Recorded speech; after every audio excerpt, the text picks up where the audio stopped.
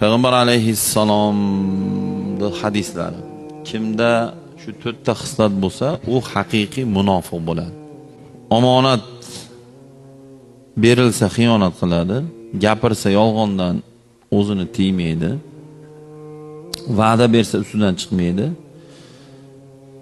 Birov bilan tortishsa fojirlik qiladi. Ya'ni tortishganda darrov janjal, so'kinish, mushotish, 4 ta sifatni bilib oldilar. Kimda bo'lsa haqiqiy va Rasululloh sollallohu alayhi vasallam hadislarida kana munafiqan xolisan deganlar.